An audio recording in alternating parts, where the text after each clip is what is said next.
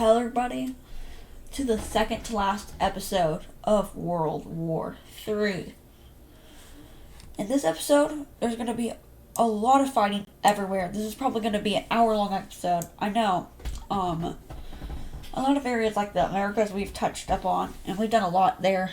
But there's going to be some areas like Africa and Asia that we're going to do a lot more with. So, stay tuned. Yeah, this episode is going to be split into probably 3 parts.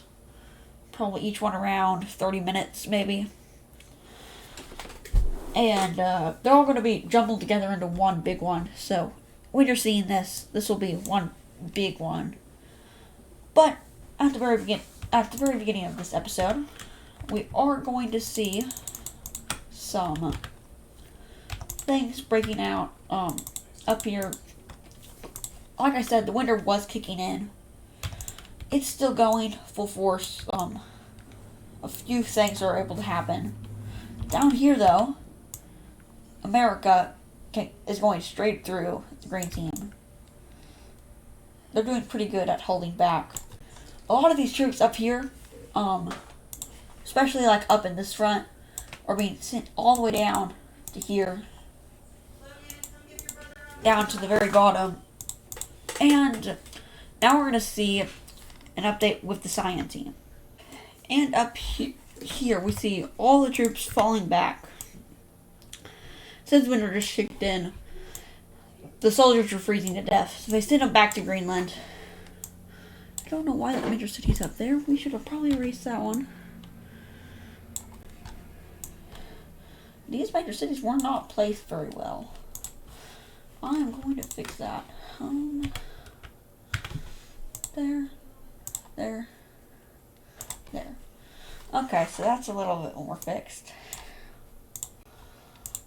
But they're basically just going to be guarding the major cities now, in case they unleash an attack, which is unlikely. But most of those troops will pull into the European front line. So yeah, that is the north of North America isn't going to change. However, Central America is going to change a lot. Mexico has been empowering their armies,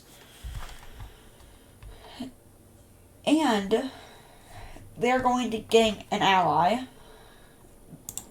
The Circle Alliance gains the ally of Texas. They're economical allies, though, so they're sending like support and aid, but they're not involved in the war, which is going to help Mexico,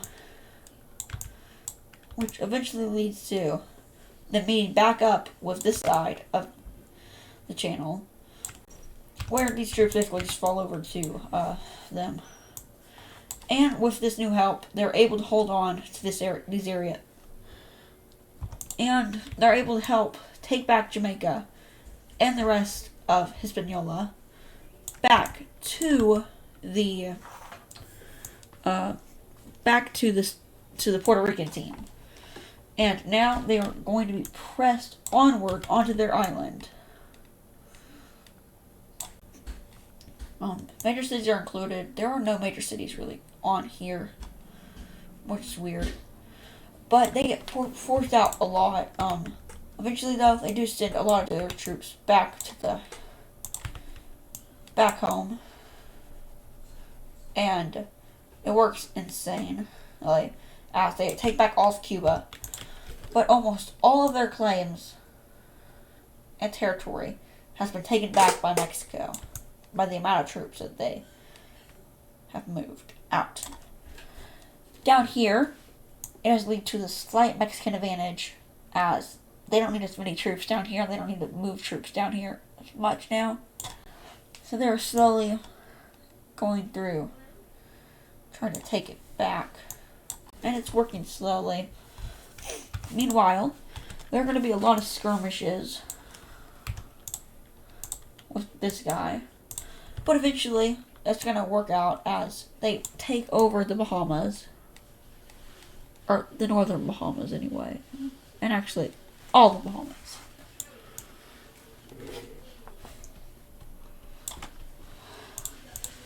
So now for the Bahamas, under their control, they're going to unleash a military campaign.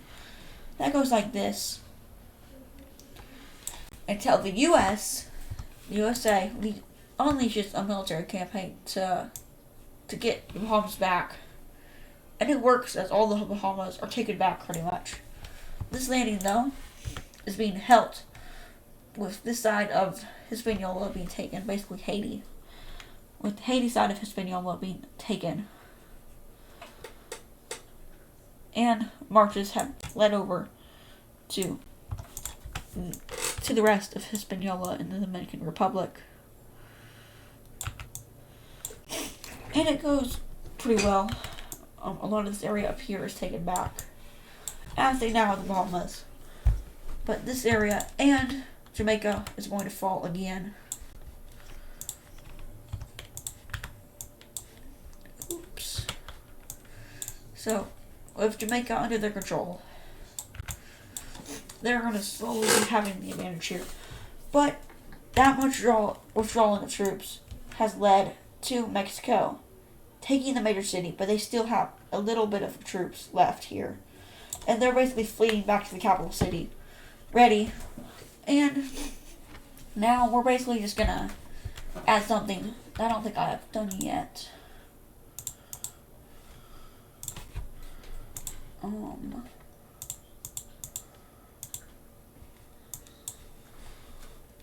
Okay, so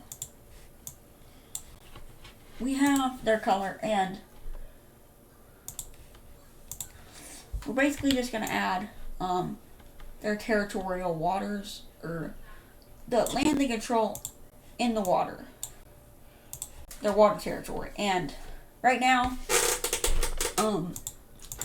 it basically goes like this, where they have a lot of this area,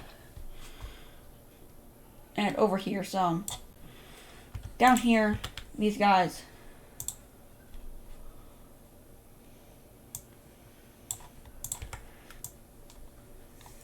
they have a good amount. We're actually gonna. They have a good amount in the water. Oh, that does not look good. But they have a good amount as well. Having a lot of water on this area. Meanwhile, Cuba, they do have a good amount. And it basically clashes right here.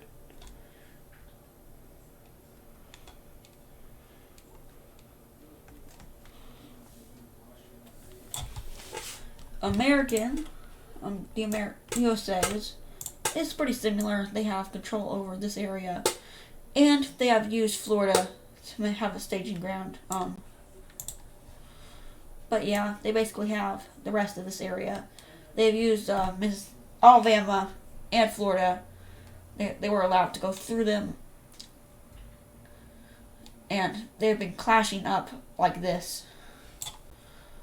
Oh, that's still not right. Basically like this. Meanwhile, Puerto Rico's is pretty good as well.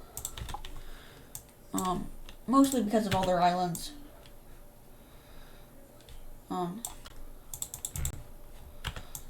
They have a weaker navy than Cuba, so who knows if they're able to hold on to this. But they have a range like this, basically. And the Mexican team's navy is going to slowly creep through this area. And they're going to slowly take back this area until they surround this area. And it all falls over to them. We're going to get rid of that as best as we can.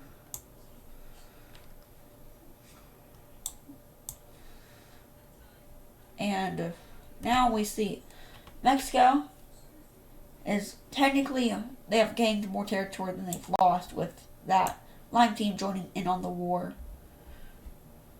Which is a good thing. It's good for everybody.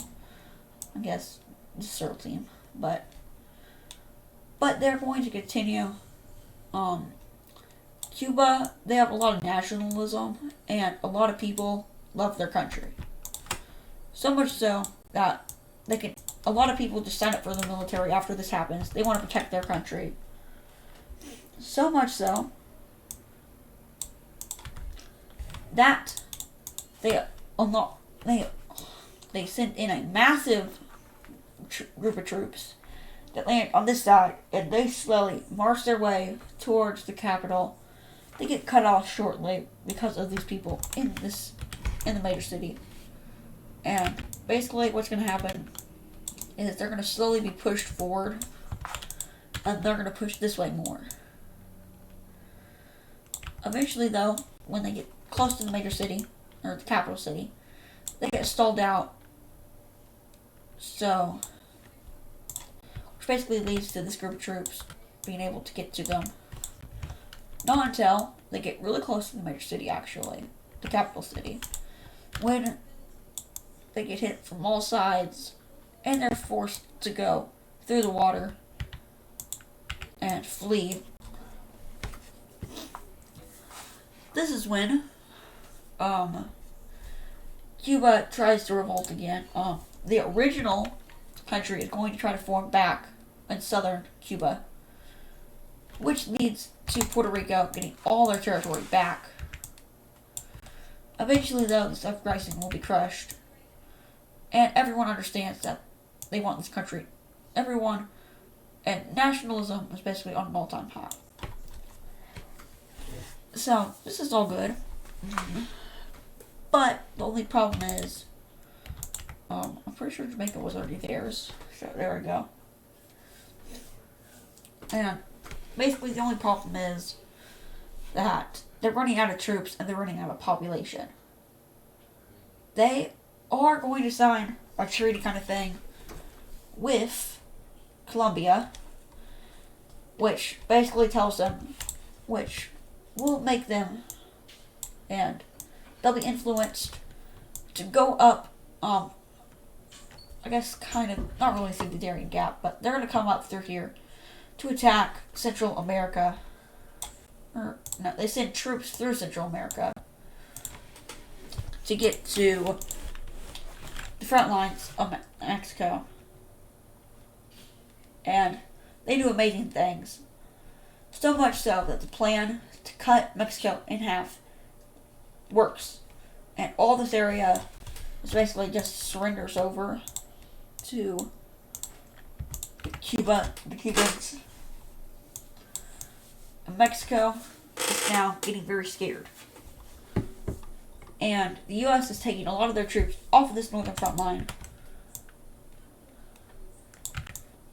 And they take it all down here. Also, the way this episode is going to work is we're going to go to each area 3 times in each section of the episode. And it's going so far right now. We're going to pretty much end North America off as Mexico attempts a attack. It doesn't go well, though. They do meet up with the Cubans, so. And now we're going to look back down here in South America, where things are going okay. If we look on the alliance map, oh, that's economic alliance. Normal alliances. There's 3 people that work here. So there's the circle team, the square team, which 2 of their members are gone. 1 of their members is still alive, and the 2 up here are just third parties. During this all, though, their ideology, which is a monarchy and a dictatorship, they're gonna... Whoa, what's this? You're a communist now? I could have never guessed that. And whoa, what's this? You're also a dictatorship? Wow, that's pretty strange. Anyway, what? You guys want to join the Star Alliance? That's not a good idea, but wish is granted. They are going to join the Star Alliance. They both had elections during this war, which basically marked the end for them. Star team. Star team. There we go. At least 2 are on the star team. They have repaired an offensive down south.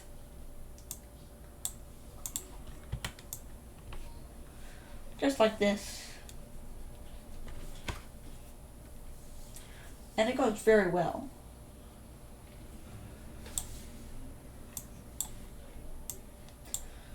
So much so that the offensive over here is also being advanced.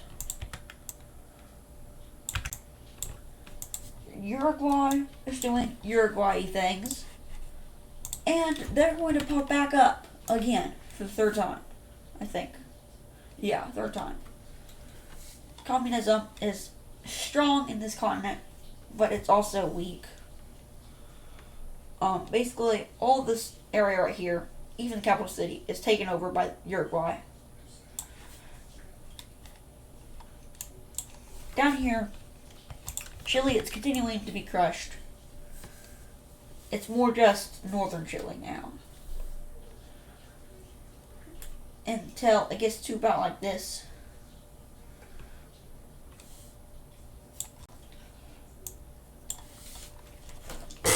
And this is going very well for the communist, compared to what it started at the very beginning of the episode. Down here in Antarctica, we see no movement whatsoever. At all. Back up to South America. These two are doing a great job at occupying the Venezuelan country. And there's not really going to be anything on that front. Down here, though, a lot of people are signing up for the military to get better jobs. Because why else would you sign up for the military?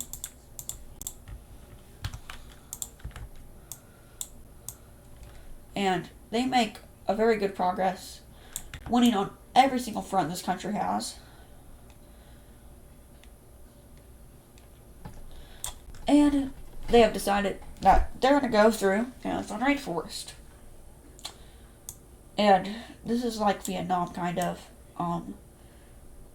It's like a ton of guerrilla warfare. It's not very good. A lot of people are killed and die in the rainforest. But it leads to a complete surrender of the troops on this side. So Brazil has lost a ton of land. And now, this area down here is going to continue to be taken away.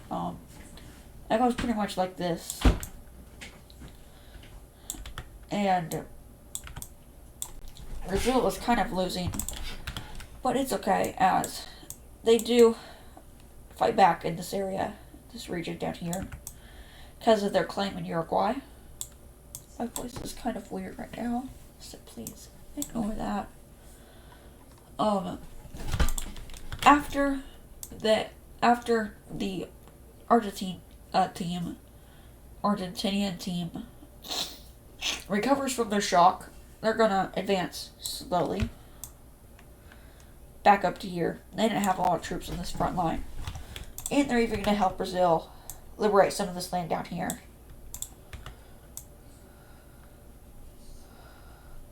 Oh, not this area. And there we go. Which leads to a pullback of some of the troops right here. Into this. And this is where Brazil goes through a civil war, kind of. This was sparked by the communist people around it. But all this area right here is given over back to Uruguay. Brazil, we're just gonna give that over to Brazil again for the reason I have right here, and that is them being attacked. I'm trying to figure out what country, what color, because we're running out of colors. Not a red. We need like a yellow. Yellow would work nicely. Bright yellow. There we go. So this banana color country is going to form right here. They have democratic values openly. They're really like communists though. Which leads to Brazil doesn't like these guys because it's basically a civil war. But they're going to let them go because that means they don't have to deal with the front line here. So that happens. Meanwhile, Argentina is completely cut off from their allies. Uruguay does capture some of this area back they were unable to hold.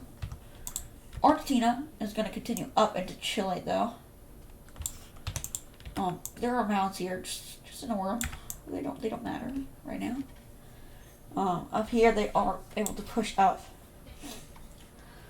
They're winning on all fronts with 3, so they're winning on one front. Yeah. A new front is opened on this side of Brazil, and they form like this, and it goes pretty well.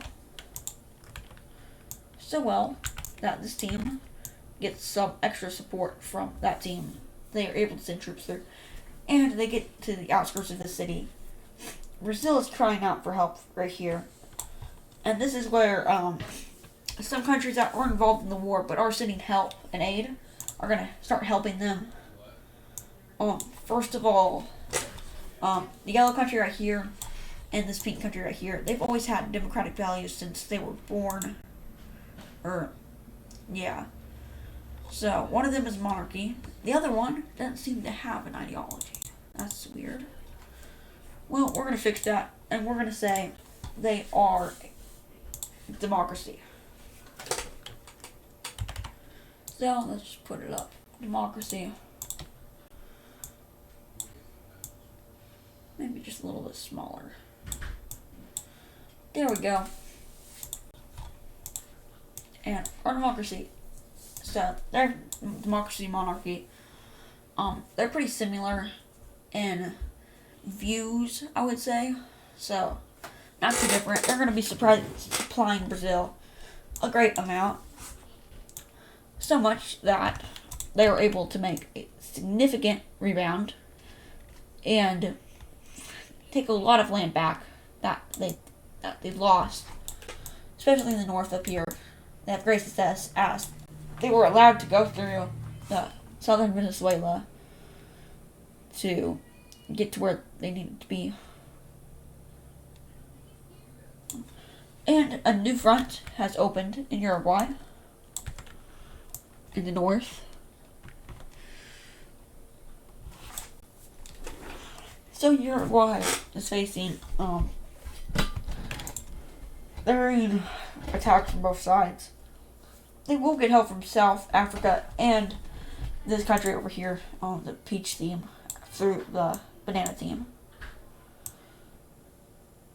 Meanwhile, we're going to move up to Europe. We spent a lot of time on the Americas today, so we're going to try to go through this semi-fast. Basically, there's a big stalemate here. Until Germany, they want to join the war. They don't really know which side to join though. But they are going to decide that they have disputes over the Denmark region with Sweden. So they're going to give out an ultimatum. And they're going to say, give us Denmark, you can keep Copenhagen, and we'll leave you alone. They say no. And they get really mad. And they're going to annex Denmark. So all Denmark has been annexed. Sweden, Norway, and northern Sweden. All of these countries up here are pretty mad. And they're saying, give it back. And they're going to say no. Then, whoa, what's this? It is, I don't know if I can right shape it. It is a new coalition forming. Even though these countries like break away and did all that kind of stuff, they're still very friendly with each other. And so many countries joined, including this country and this country. So, pressure joining, that's going to really scare them. So, they decide, well, will you at least give us a little bit? And they say no. And they take all their land back, including this little coast that they have of northern Germany. So Germany doesn't have a coastline. They're going to say, at least give us the coast. We own this. And they say, fine. And then on the province map, you can see they are granted 3 provinces. Actually 6. They're granted 6 provinces. This border down here has always looked strange. It's like they're stretching into Hungary or whatever. So, to get rid of it, we're just going to say a new country is being formed. The Balkan region is becoming very unstable. And in the middle of this war, we see a new country being formed right in this area and in these areas.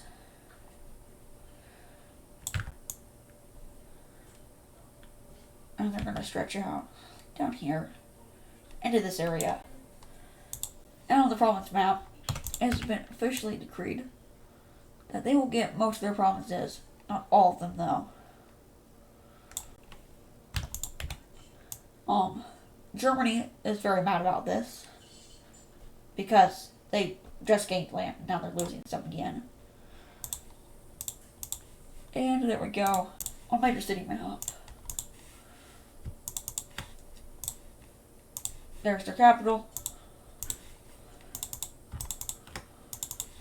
And here is a new country. I like that. It fixed the borders up a little bit. And now, we're seeing something happening that's very sad. And, if you love democratic countries. And it is the, we're gonna put that all into the French team. It is the French team sieging the capital of Spain. It's not very good if you like democracy. And in history books, this is called, we're going to call this Iberia, actually. And we're going to call this Iberia's collapse, as Iberia is suffering heavy pain. And down here, this area is not gonna, it's gonna leave, but the blue team has miraculously come back again. They went from having all of Spain to having a little area over here, and now they're back after they got attacked. Spain will quickly get rid of them, dispose of them. But in return for that, their capital has been taken, which is deeply troubling for the Circle team. This is one of their major economic players. And then the nukes are going to be launched. They don't have any nukes anymore. They've all been launched.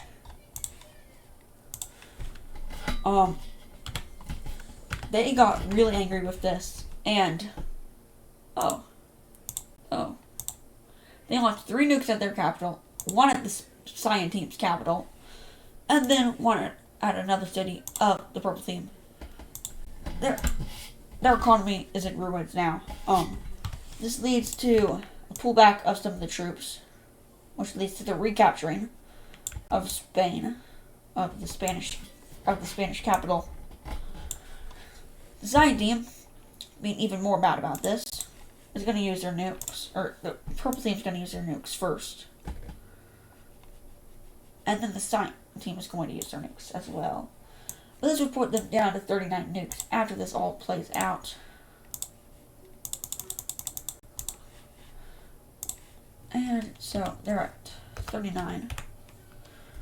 No, they are also launched some nukes, so they're at 36. They launched 3 nukes in retaliation, as most of them were covered by their ally.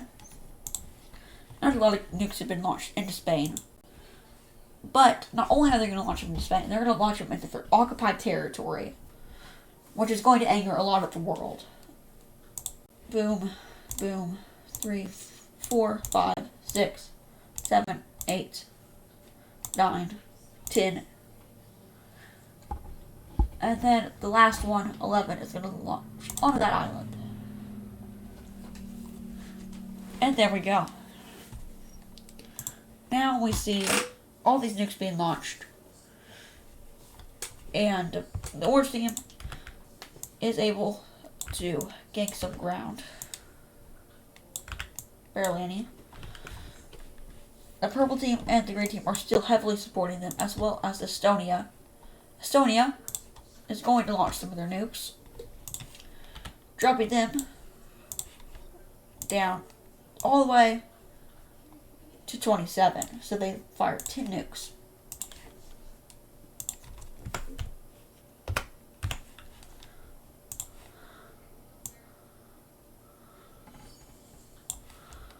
Boom. 10 nukes are gone. Or, I don't think I did that right. There are 27 nukes. 10 nukes were fired.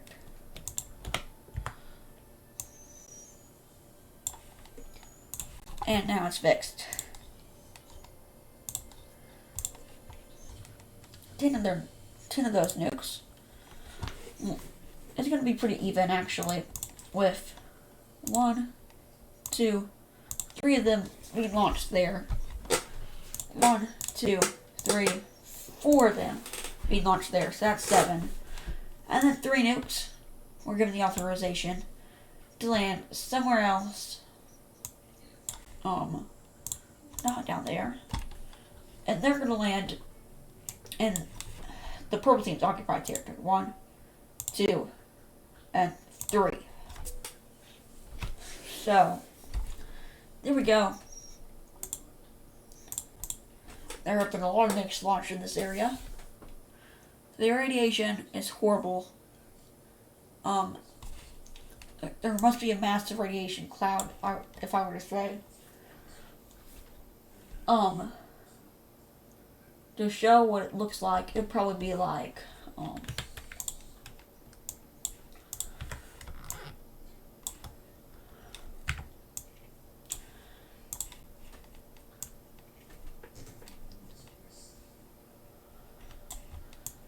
something like this. You can see each area where nukes have been launched.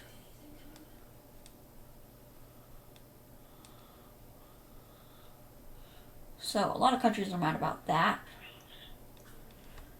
Even ended down to here.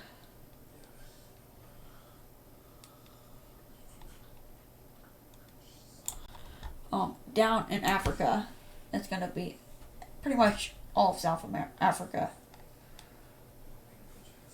It is water, a little bit.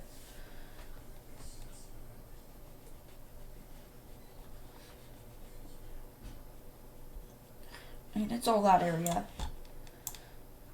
Oceania has none. Asia has a ton. We can see this probably about like that on this area. Over here it'd be like this. Down here it'd be like, it'd probably connect up like there. It'd be right outside the capital or around there. And this is the radiation cloud, I would say. All the radiation clouds.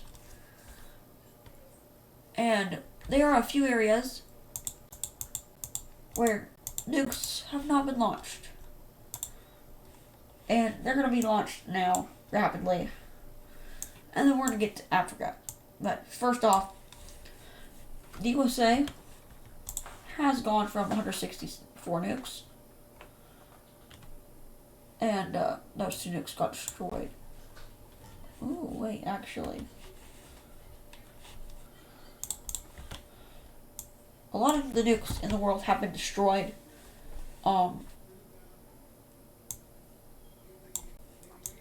The Red Team's nukes have gone down to 160, 159 nukes.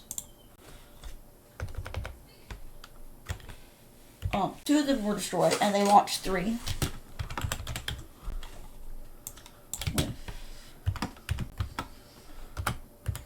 There we go. They were hit at major points in the.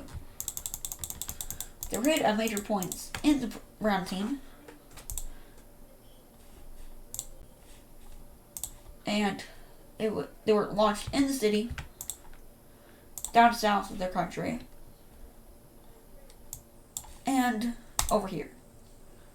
So that destroyed a ton of their nukes. They went from 65 all the way down to 47. I don't know how many nukes were destroyed there. It was a lot, though. It's gonna deeply damage them. If we count all the nukes that are being destroyed in the world, there would be a lot less nukes on the nuke count. South Africa probably have around 52 nukes, so 52 nukes will be good enough. 52 nukes.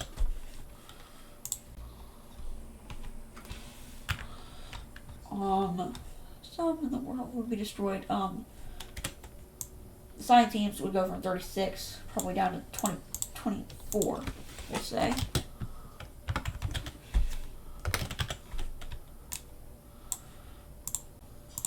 Okay. Science teams would probably right now be at 163.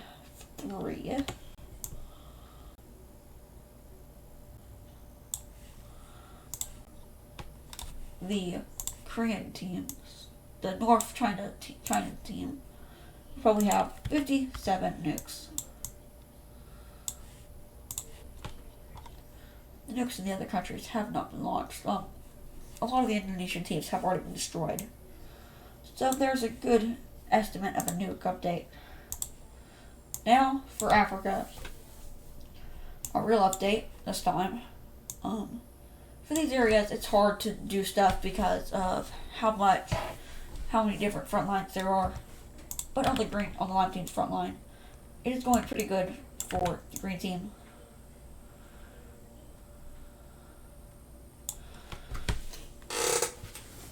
They desperately want coastline. I don't know if they will be able to get this coastline no matter what in a war, unless the red team collapsed. I don't think they're going to be doing that anytime soon. And they were actually opposite of collapsing. They were prospering in this war. Nationality, I said this before in the episode, is at an all-time high for them. A lot of people are signing up for the military, just like I said. And in this area up here, the purple team has made a breakthrough, getting their first access of coast in a long time. They haven't had coast probably since before episode 1. So that was pretty good for them. They are going to be able to take some of this land area up here back.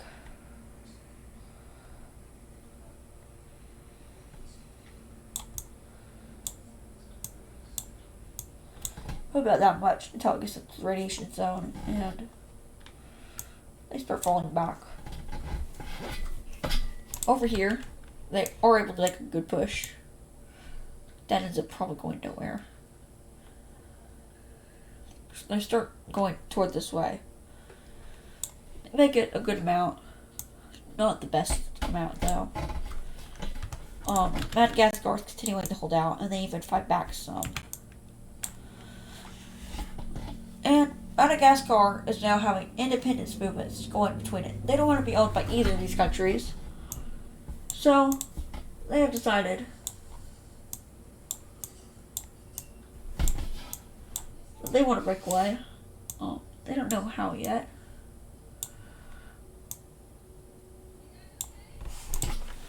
And they choose a new identity, the Madagascar identity.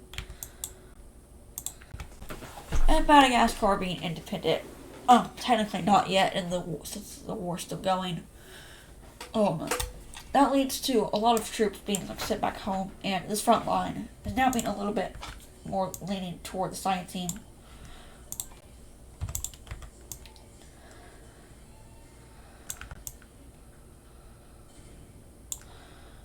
And it goes pretty well.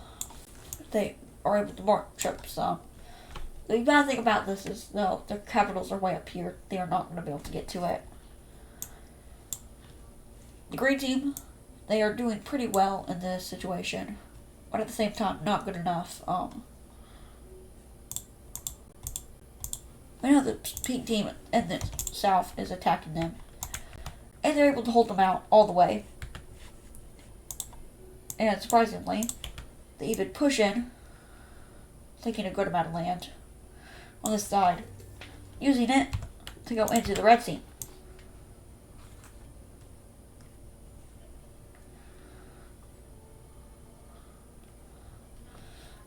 And this forces a lot of red team troops to fall back.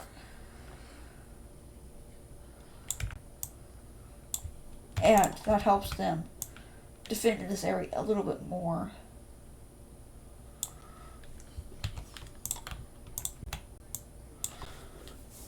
Like that. And it's going very well down here in Africa for both sides. If we look at the alliance map, there's not a lot happening in North and the Central, I guess, Northern Central Africa. There's not a lot happening there. If we look at economical alliances, there are a few. There are two. And this is going to kind of affect it, like some of the peaceful countries, these two right here in this alliance. I guess the South one isn't really peaceful if these guys didn't help and these guys are directly involved. But in the North, all these countries in this alliance, besides the Red Team, they are not involved in the war, so other countries thinking this will help them with economic stuff, even if it won't get them involved in the war. Basically what I'm saying is this pink country is going to join the economic alliance.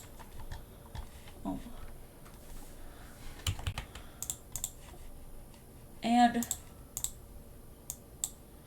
the orange country will join the alliance. There we go. So, now they have joined the alliance. This is basically the African, Middle Eastern Economical Prosperity Alliance. That's what we're going to call it anyway. And now we're going to, I think we've done enough in the south of Africa for today. We're going to look back up here on this front line. The red team has gained a lot of ground, but at the same time, they are losing ground.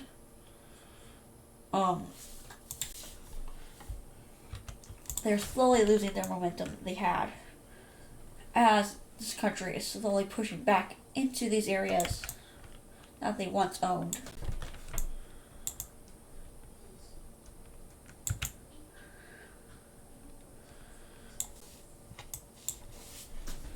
This pink country is going to be able to hold out a little bit.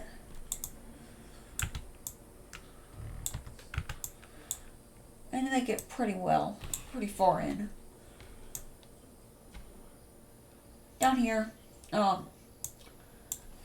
these guys, they're able to hold out kind of good. Bangladesh is, anyway. They push back up into their territory, which leads to technically the puppet of China going through this land, taking it all back. This even leads to the Union up here, the Tibet Union. They're going to gain some ground. And it goes very well for some of these countries. The war is stagnating, stalemated in a lot of these areas.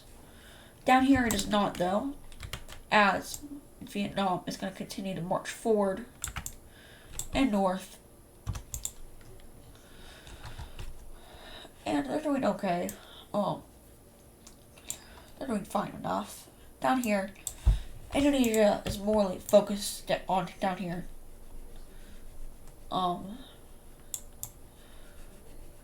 They want to take back the whole isle. So they do exactly what they had planned to do. As they send troops into Palau, or I guess the Pacific Island country, and take over a lot of these areas.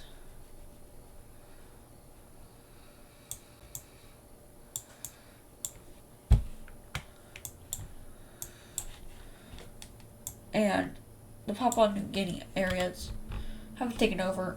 Down here, as we know, this area has been taken over already. So Palau kind of just surrenders, hoping they can keep some of their land in the eventual massive peace treaty. And how this is going to work. So there's this episode, then there's 2 more episodes, and then there will be the peace treaty after that. So the 1 mega episode split into 3. That's part of the same episode, I guess. And then the rest of it,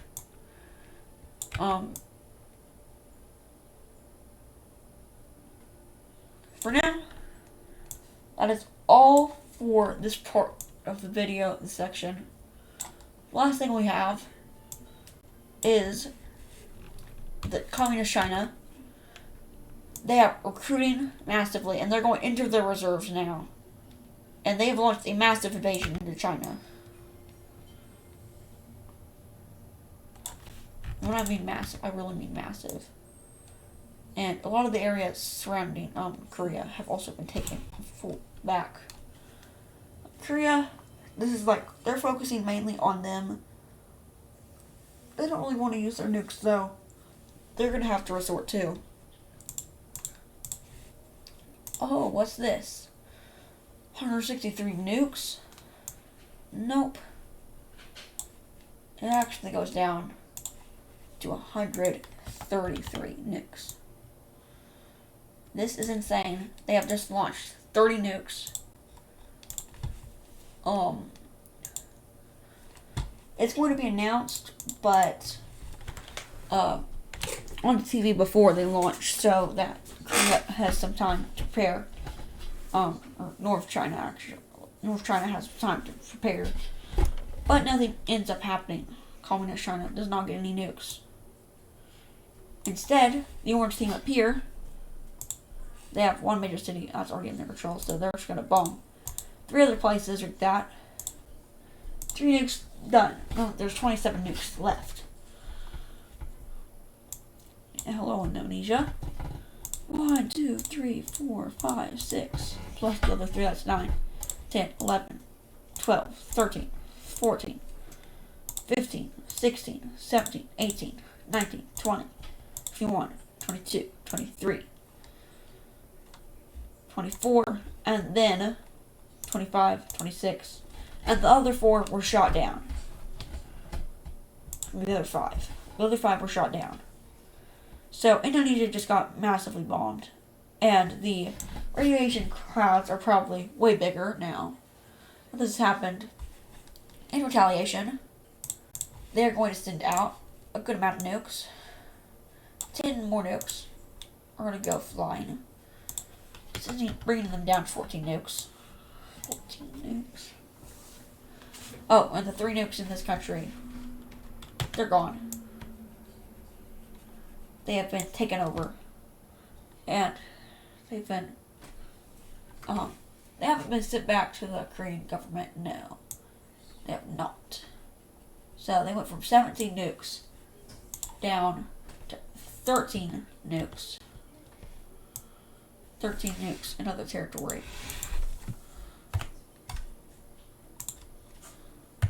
Just like that. So, those 5 nukes were taken over by Indonesia. And now they're going to put them into their own nuke count, basically.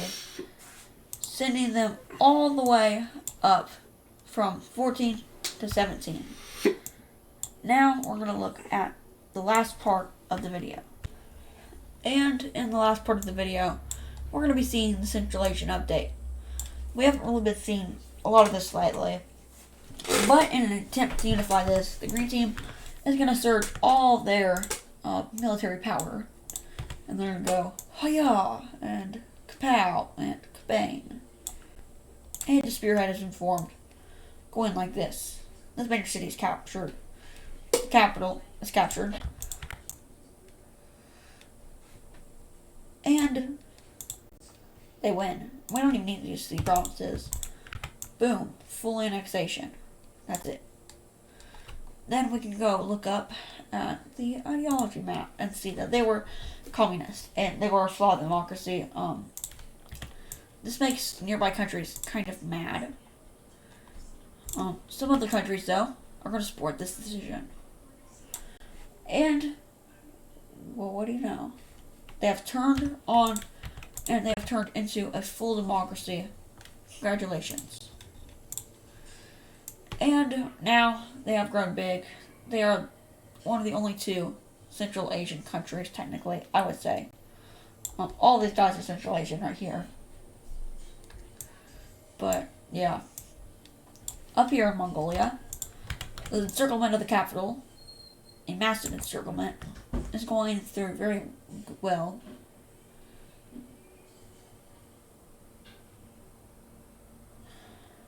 And it has almost been encircled.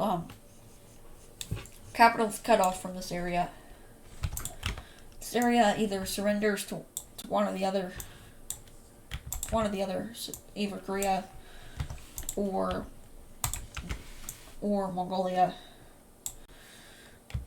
And Mongolia is just going to take the capital easily, so they can focus their troops down south. And that's going to do it for this part of the video. I hope you enjoyed, and I'll see you in the next one. Bye. Hello everybody, and welcome back to another video. And in today's video, this is the second part of the video that ends the World War III. And we're going to start off in Oceania today. We're just going to catch up on this real quick. The Lemdi right here is going back down in the southern part of the country this time. At the same time, they're going along the coast, trying to reach toward the capital city, and some of these major cities around it.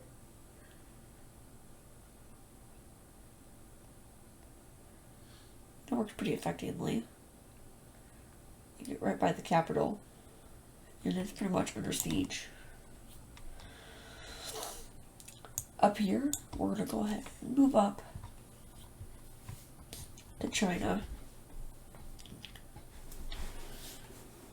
China is still facing heavy loss, but the newest attack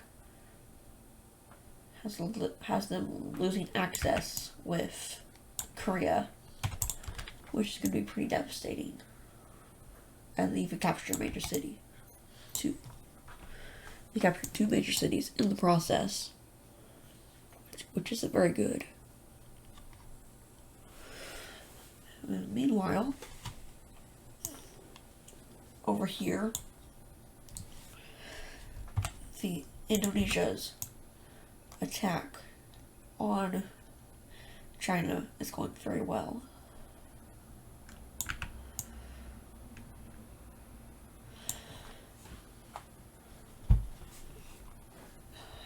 As they are pushing up, Bangladesh has made a new offensive. We're going to draw like this.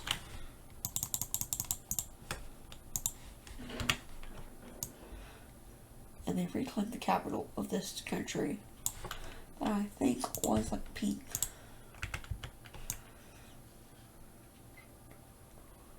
They wrap around the coast,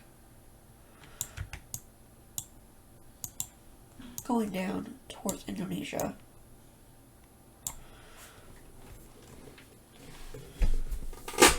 But meanwhile,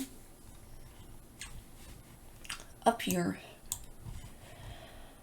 Vietnam is still attacking China very slowly, but they are slowly getting farther into the country.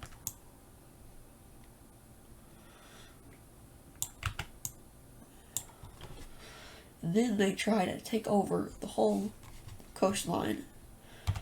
It's a coordinated attack between Communist China and Vietnam, and it works pretty well until Japan gets here, and they make some front lines, and it stops them.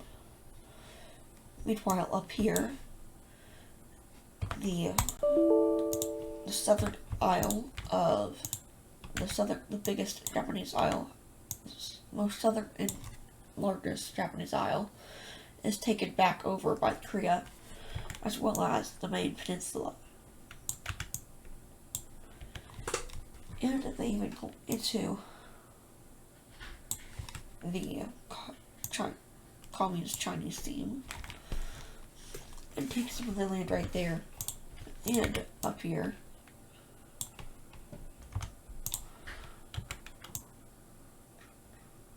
Like that.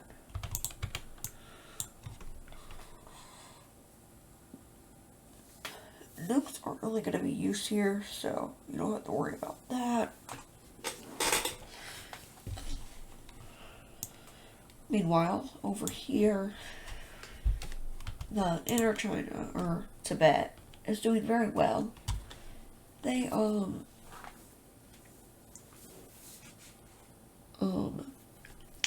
they are defending very good as Bangladesh, the northern half of Bangladesh, is recaptured.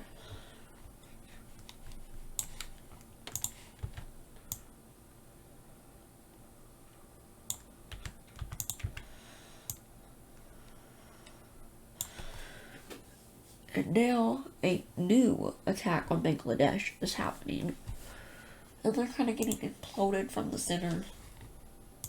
It's not good for them. But they're going to be attacked from over here.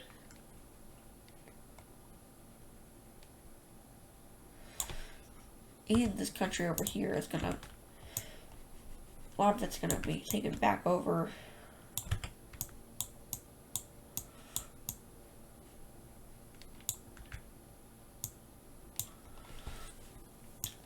And if we look back up here, this pink team is not doing too well. The only reason they're holding off is because of Mongolia here. But they will take back the western part of their country, or the eastern part, I guess.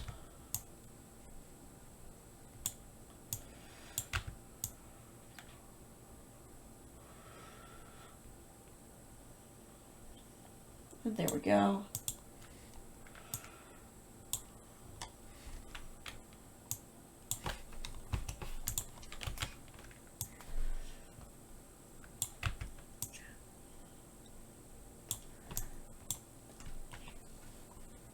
And all this area is taken over of the purple team as the invasion is continuing through them. And this area is also taking over But now they're fortifying this very well. There's a big fortification along this front. This big open front. And this is very strong, and it's going to basically delay any more attacks. So,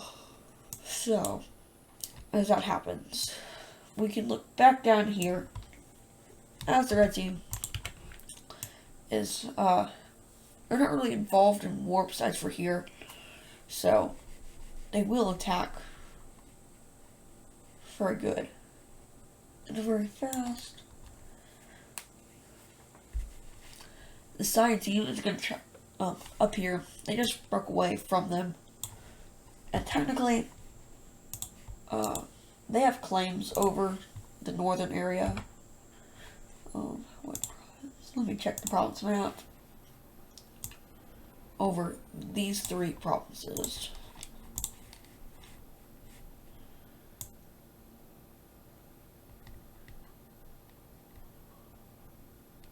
Which are red team provinces. And so they want to join the war because of this claim.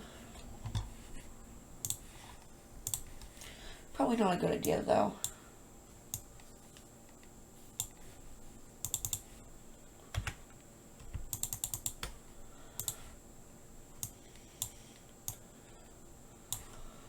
Let's use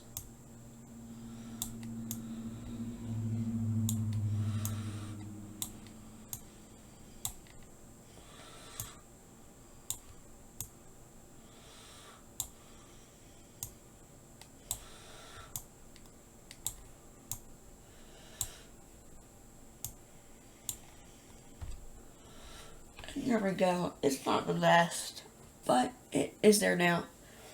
And they decided that they're going to join the war. There are going to be a few more people that join the star team. First of all, like I just said, the science team right here. They joined the war. The Farmers Union, or Alliance, they joined the war. Some other people are going to want to join the war, but they're not going to, though. This country up here, they did recently join the war. And basically, since they joined the war, Mongolia has other stuff to worry about. They're not going to occupy their territory. They're going to give it over to this country, or most of it anyway.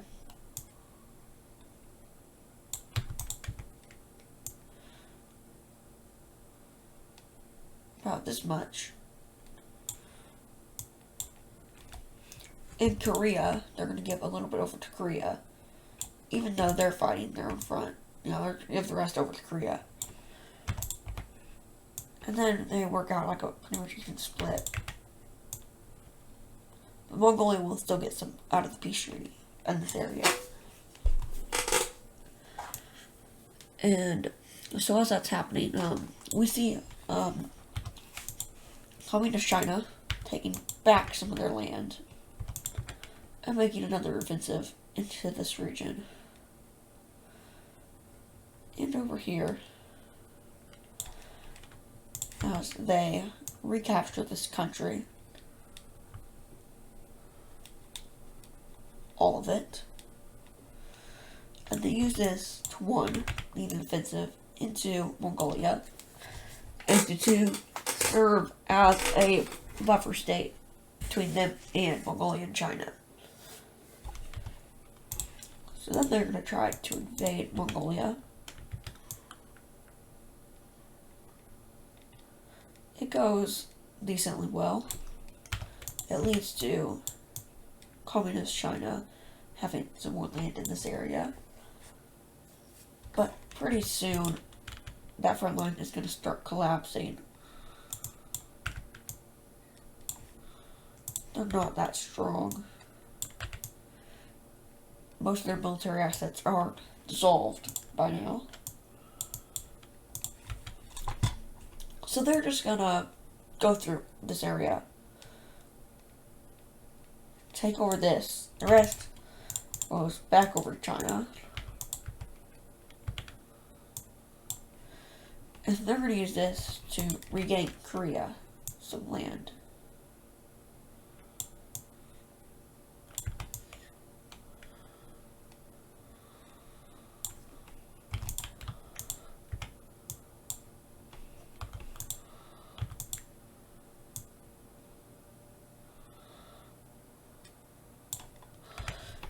And there we go. So the front line looks about like this.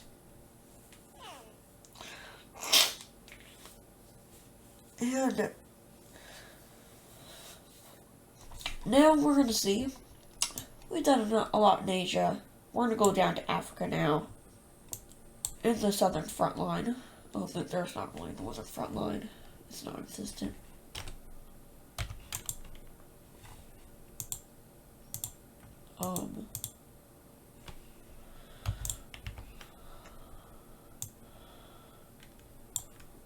Okay, well that's getting fixed now.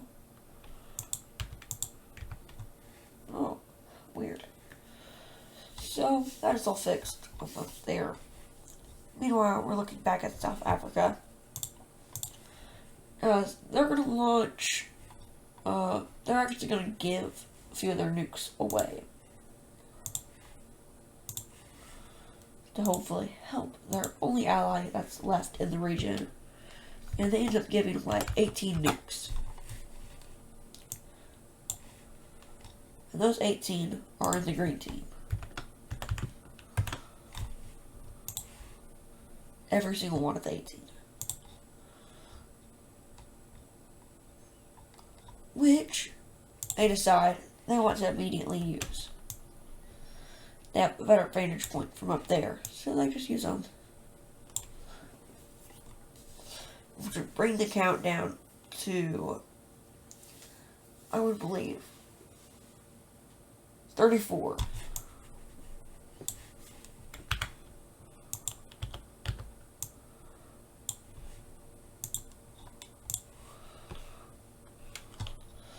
And so the nukes they launch, they have 18 nukes, and they're going to launch them to all the surrounding areas. So let's get on with that. 1, 2, 3, 4, 5, 6. What is this slightly darker color for here? So those two. And then we're going to go 7, 8, 9, 10, 11. Back to the darker color. 12, 13, 14, 15, 16, and then 17, 18. And the effect is pretty much immediate. They gain all their land back that they had lost, and they move pretty far into the territory in some areas.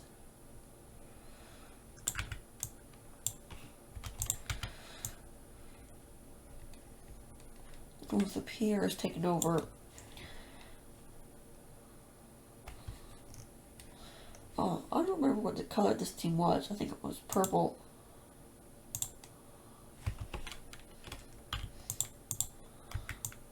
I don't know.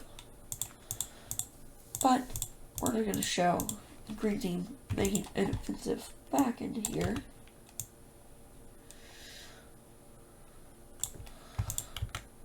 The line team, it goes very well as they continue moving through their territory.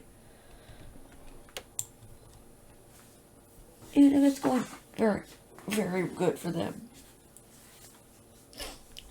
Meanwhile, down here, the shoreline of the purple team is being used very good.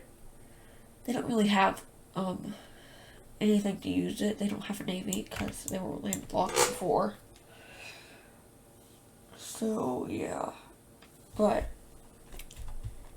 now the South Africans team their armies are getting very weak and very tired. They've gone non-stop with limited resources.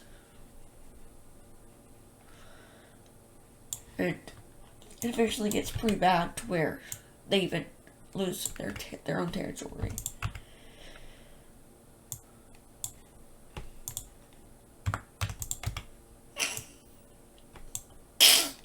My nose. Okay. And now, that's a pretty good African update for now. We should look back up to here. It's these two countries that just joined. And the Science team is going to start off, and they're going to make a little invasion into this area with the Caspian Sea coast and the claimed area. So they're moving out from this area. This gives the Red Team something to do, and they're so strong, they're not even going to lose their territory down here. But they can pretty much fight it off pretty well. They don't even need help. So it gets back to the claim where land that they want to keep. And they can pretty much take all the rest of the troops over instantly. It's just a claim that they're having trouble with. As the people in that area want to become part of them too. So they say, we'll let you keep those 3 provinces if you leave the war. Which they happily do.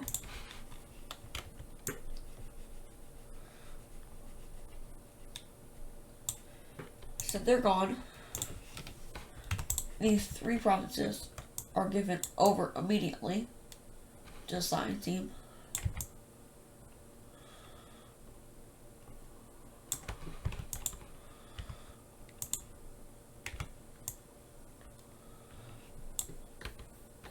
And now they already have the land, more land.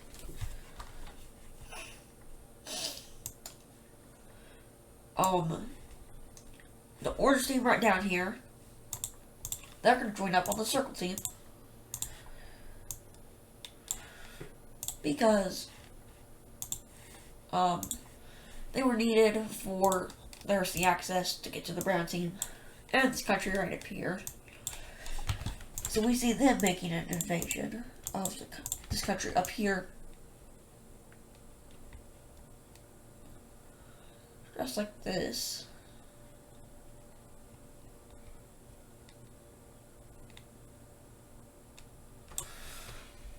Which leads to a fallback on this little front right here. And this country is basically doomed. And in their final days, they get taken over by the pink team right here, so that can salvage them. And the front line over here is going very good for the Circle team. We're going to look back in the Americas though, in North America. Or no, we need to finish on Europe. And then we're going to go to North America and South America.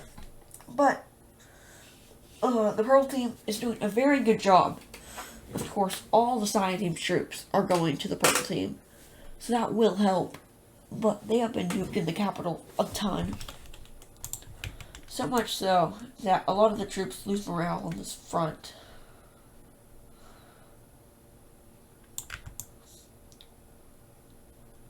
They end up taking a good amount of it back.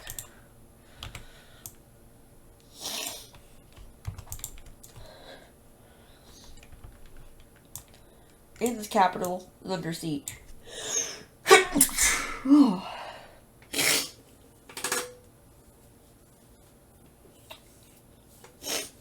And the purple team are doing okay, but they need as much help as they can get in this, and they're looking for more allies.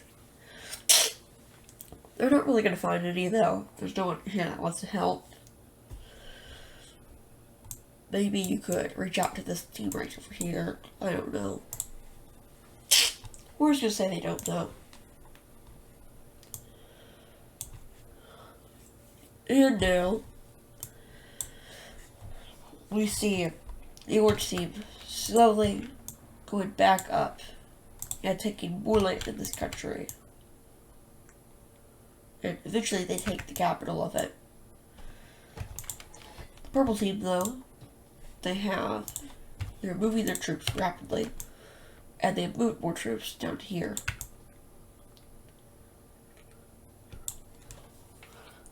And this front is going to be stalemated for a long time. Next, we move back over to here as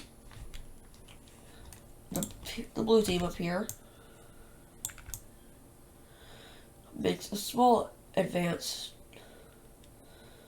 It's not that big because of wintertime, which is slowly ending, which leads to a lot of troops going out, pulling through Canada.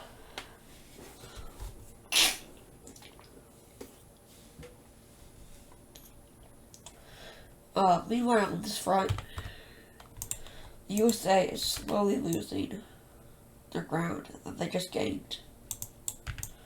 Mostly because of all the support they're putting into this area, as they have prepared a secret operation to re-liberate the Mexican team, and it goes very well. A lot of this area is taken back immediately, including one of these major cities. They put a lot of troops into this. And they put even more troops into, though, and attacking the capital of Cuba. They have cut them off from the rest of Cuba, and now they're basically just in this major city, waiting for it to end. The Dominican Republic, or Puerto Rico, is going to go through and take a good amount of this land.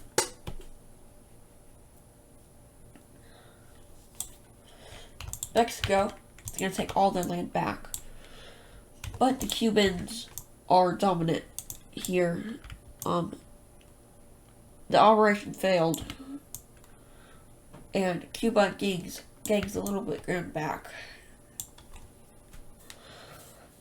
Meanwhile, Central America is doing very good. With the help from Colombia, they decide that they want to go this way this time instead of to the Gulf of Mexico. So they do that, and they stretch very long now in their troops. So Mexico's going to try to get rid of them. Meanwhile, we look down here. The Brazilian front is not going too well for the communists, as Brazil is slowly going to gain these lands back, even though this is the Amazon rainforest.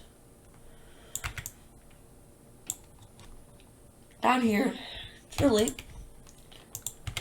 they're putting up a sort of fight.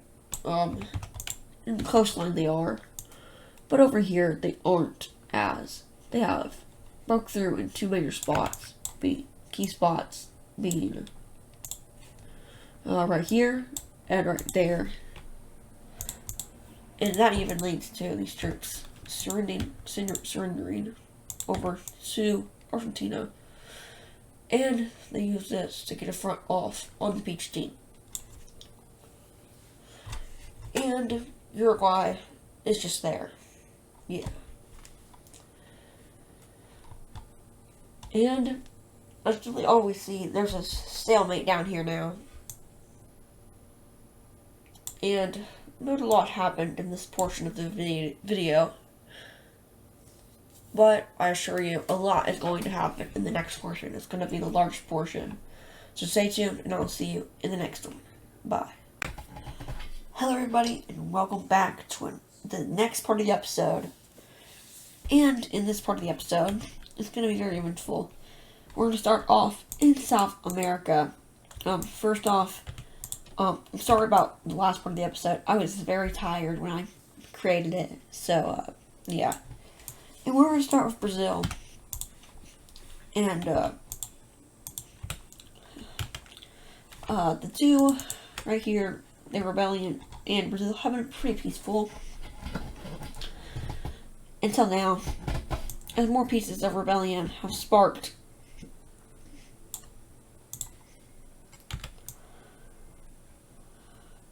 And They have secretly, like, formed an alliance, kind of.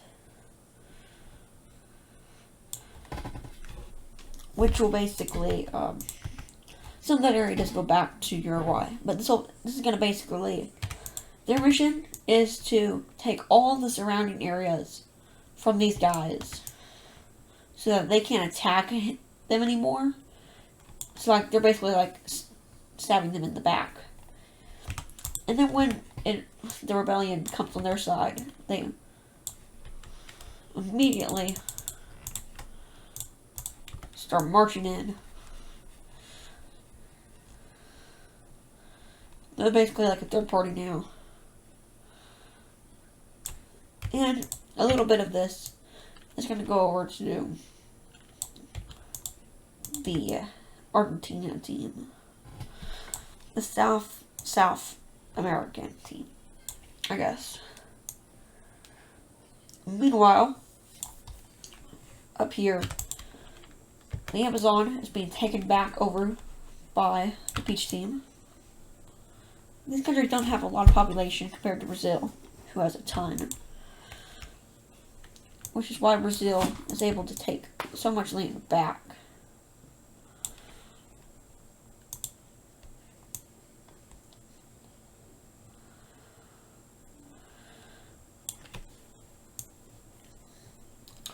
And I have finally fixed it, as you can see. My my little mouse thing works now. I turned off the whatever rendering at the top, aliased rendering. So now it looks better everywhere.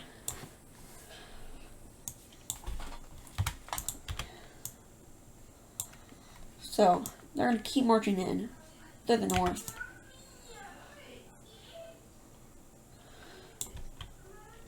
Until eventually they make it very far.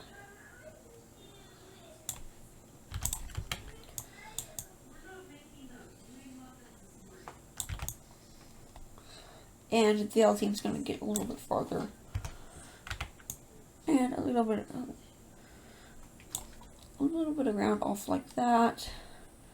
Down here, the Peach team is continuing the push down south. And it ends up going very well. Over here, however, Argentina is slowly pushing in.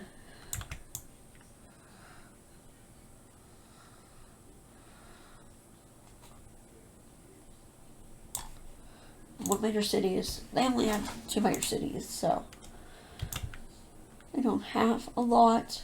But eventually, they fold. Just like that. Up here, I'm gonna update like this front line.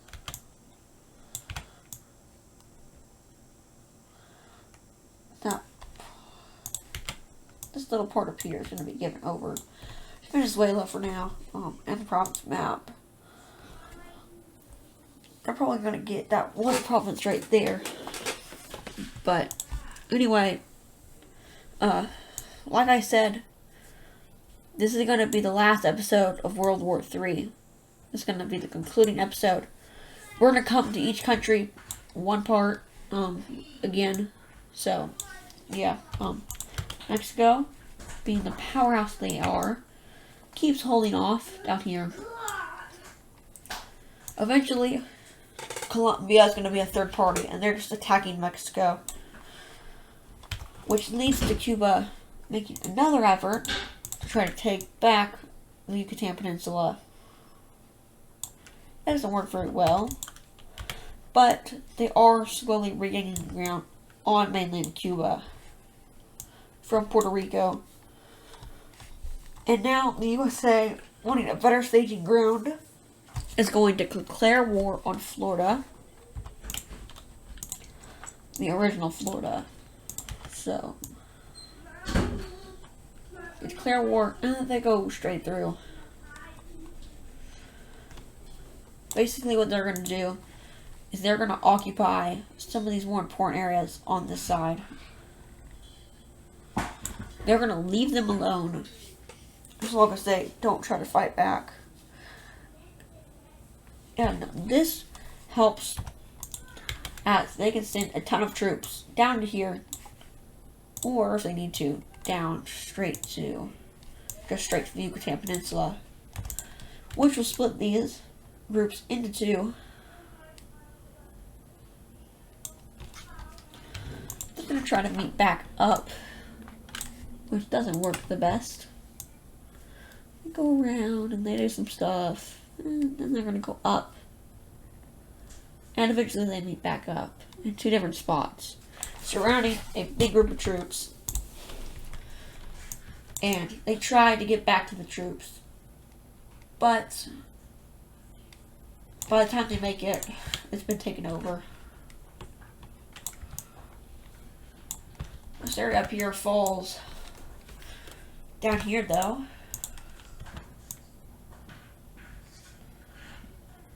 there are pushes and advances. Mexico is slowly fighting it off, though.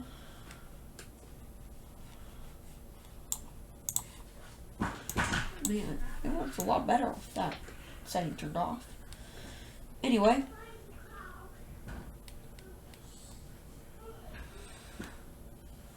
they end up taking something back about like this. And with Colombia in the war now, they're gonna go down to the Galapagos Islands, and they're just gonna go pow, and the islands are theirs. They're going to use these islands to make 3 landings. Okay, we're sitting on. Landing 1 right by the Darien Gap. Landing 2. And landing 3. Eventually, these 2 landings are going to come together as one. So Colombia is now focusing all their troops down here and take it all over besides the Galapagos. That's on the Galapagos. They take over 2 islands, the 2 biggest islands, 2 of the bigger islands, which leads to an incredible pushback by Mexico up here around the major city.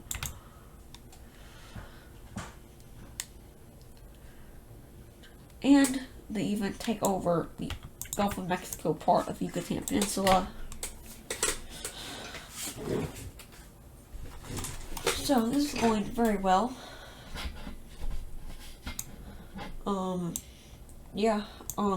Up here the Lime team, they're gonna try to break through 3. And they do.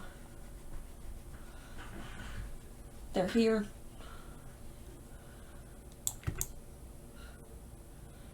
Once they get reformed, Mexico goes Guapow.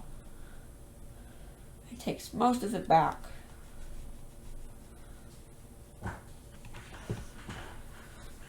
Aside from this little sliver, and the troops evacuate into the black team, the dark gray team. They only own the one big province right here. So, I think we know how that's going to play out in the end, because it doesn't even matter. So, this is going to be pretty stalemated. Cuba gains a little bit of ground here. Move the distraction to Mexico. They take back all of Cuba, but Mexico falls. Their Mexican claim falls. And even more area has been taken. And now Mexico is doing retaliation. Instead of just defending their homeland, they have gone into the Central American team and gone right outside the capital, as well as taking over one of the nuked areas and the major city that was right outside of it, which leads to a complete fallback of troops on this side. Troops on this side as well. And basically all the troops are falling back, which does lead to the major city and the capital not being under siege. But it does lead to having no troops in here, which leads to them pushing in from the other side this time.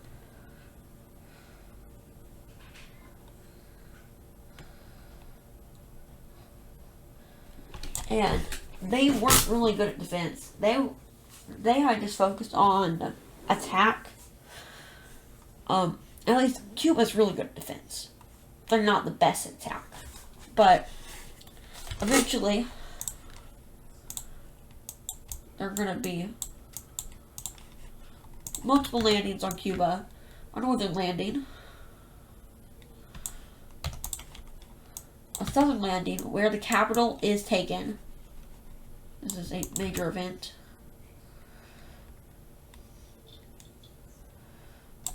And then a southern landing where it's taken over by Puerto Rico. And then the rest of it is like free Cuba, who will fight back.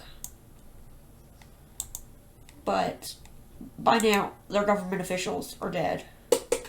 They've died or they fled to be hunted down later. There's one spot where the fighting is super bad. It's where all three of them meet. Right here. This tiny spot.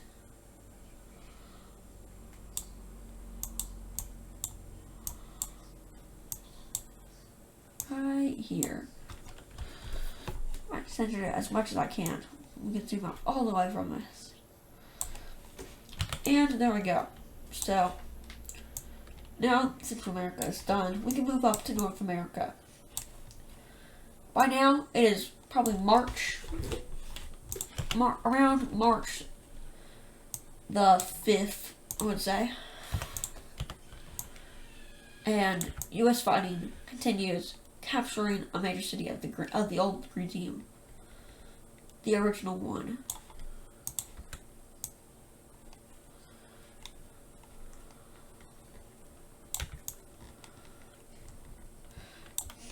Up here, there have been major advancements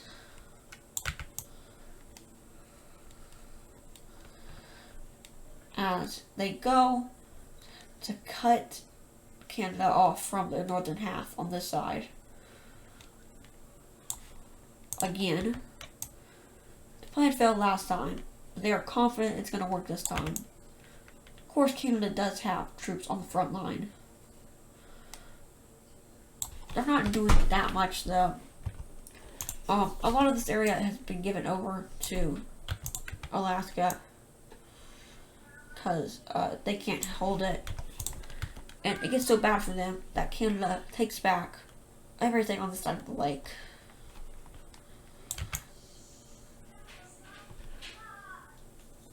And at this point, the USA has also gone this way.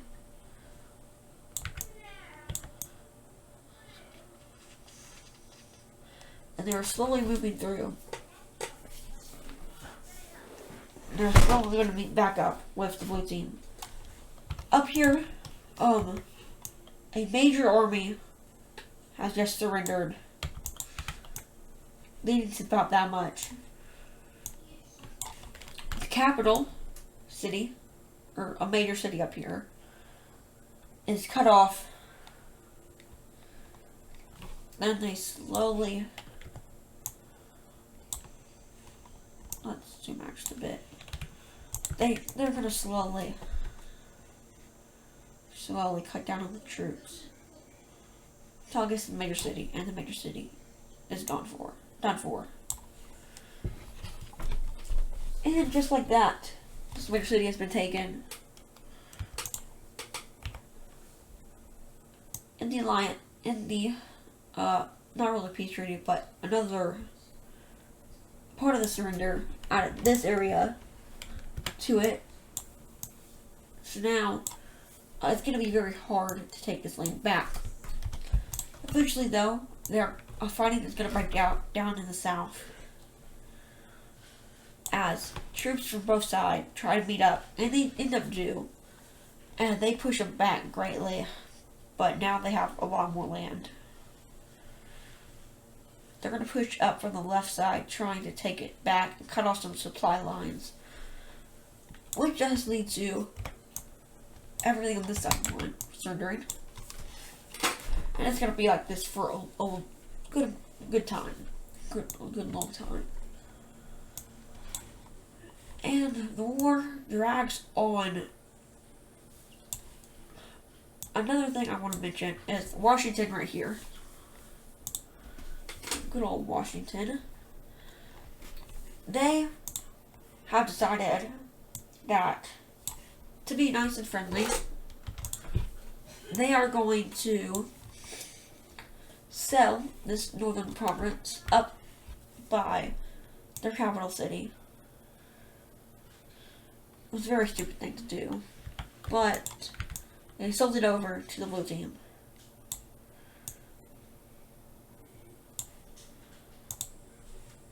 For reasons unknown. And they secretly realized that they made like a pact that saying if they won the war, we would give you your province back. So then they're going to be like supplying it. But some people have gotten mad in their country, and this becomes disputed territory.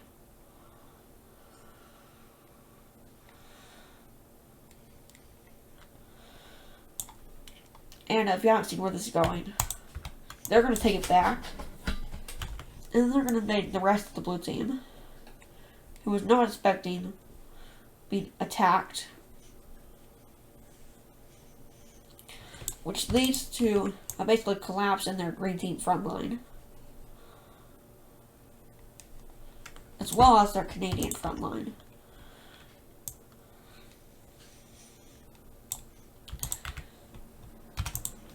And Alaska ends up having to take a lot of this back.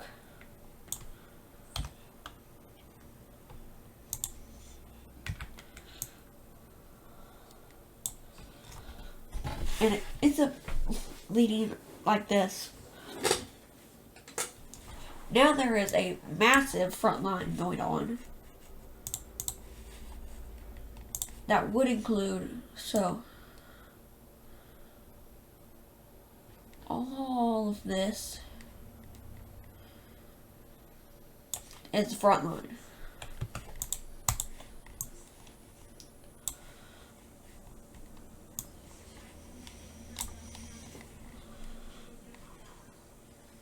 So, about all this is the front line.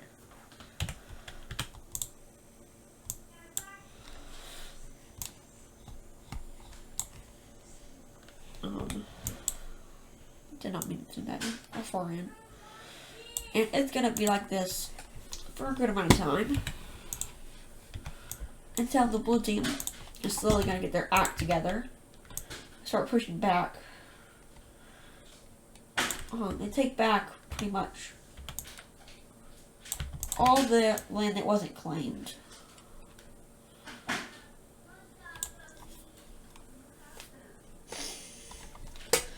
Which leads to another big fallback in this area. Just like that. And now, the northern part of this territory has to be controlled by Alaska. That's how bad this is.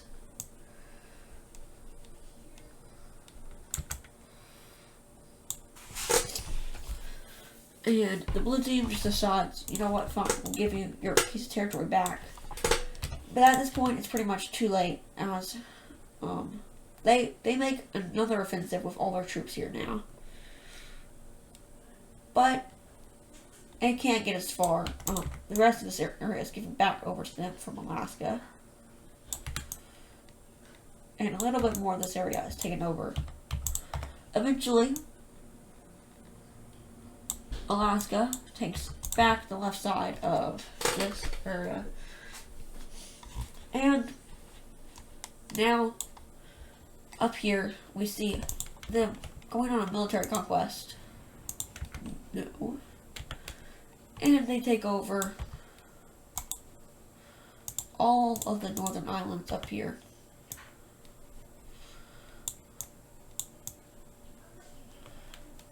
And they use this to go down like this. Take over a little bit more right here. And then they go ahead and cut off it again from this area, which is going to go ahead and cut off the supplies. Then they're going to do it again down here, and then again over to there.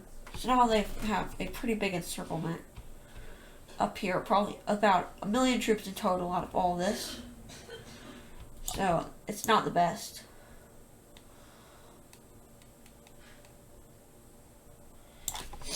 Eventually, they do get met back up. This one does anyway.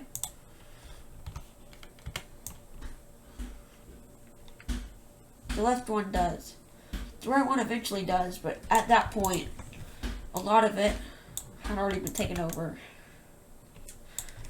So, probably about, half the troops died, so like 500,000 troops died there, which is gonna take a serious toll.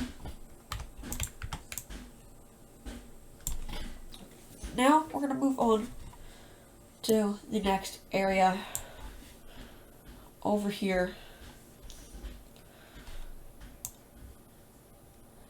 And something very silly happens. Some countries are going to be leaving the Circle Alliance because they're tired of fighting. These countries include the Purple Team.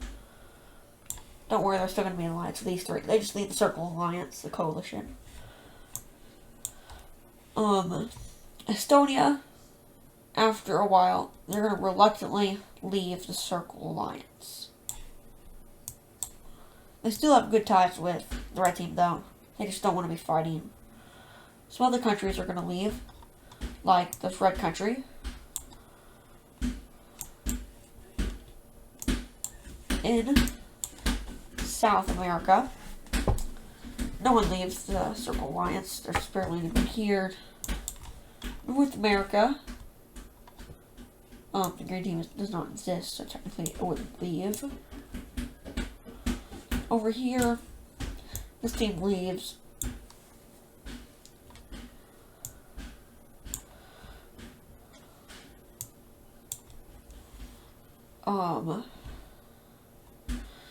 Yeah, no one else really leaves besides for the red team over here and the purple team, surprisingly. So now that they weren't really involved in the mainland fighting, which is probably the reason. But another attack has made its way into the Spanish team. The orange team is pumping out, and they're going as far as they can. They eventually take over this whole country, and a good amount of this country. It's just not enough, though. As a good amount of it is stayed. Then they're going to launch their invasion into the purple team.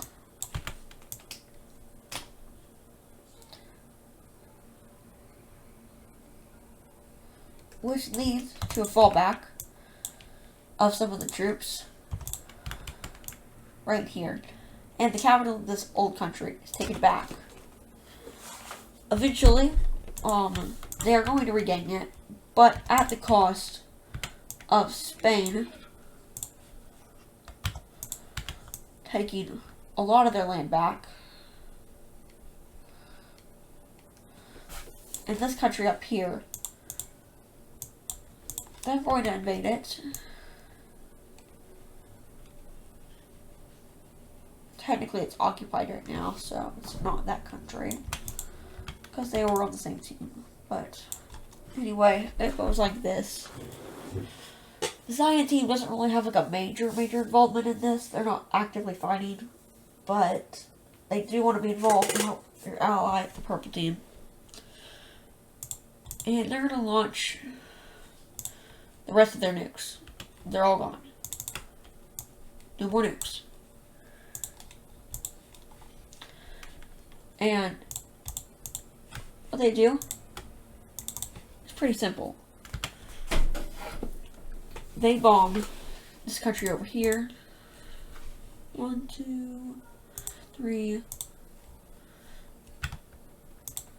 4, 5, 6, 7, 8, 9, 10, 11, 12, 13, 14, 15, 16, even though the country wasn't in the war anymore. And then up here in Estonia, 18, 19, the green team, 21, 22, 23, and then 24. So the red team has officially been nuked. But up here, it's surprising, no one in the war has nukes, besides for the green team, which is going to use their nukes after the launch was initiated. I don't know what I'm saying. 151 nukes is what the red team gets down to.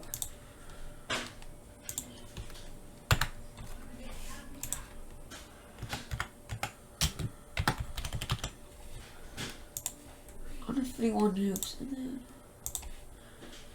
boom. So now that they have less nukes, the green team launches theirs, and it goes 1, 2, 3, 4, 5, 6, 7, 8. The nuclear cloud in Europe is insane. There have been more nukes launched here than anywhere else in the world. Meanwhile, in the Americas, the USA uses the last of their nukes.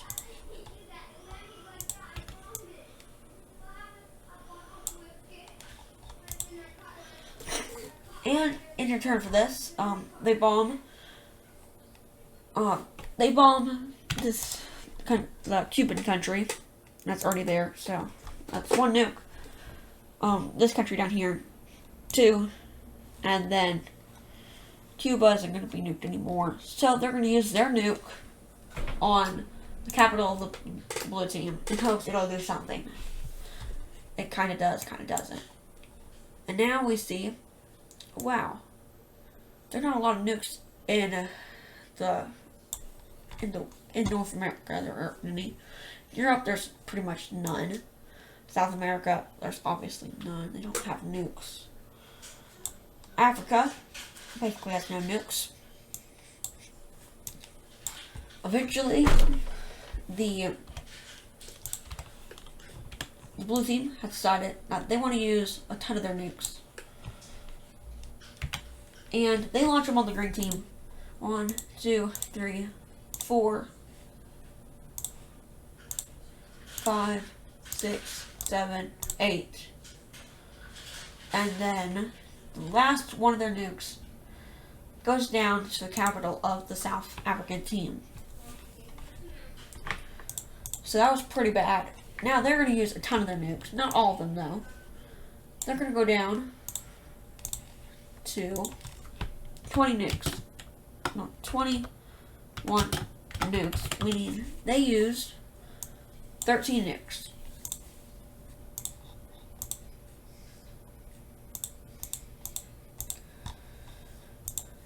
And since they use these nukes, they're going to use them mostly on this lavender team, which hasn't gotten nuked yet.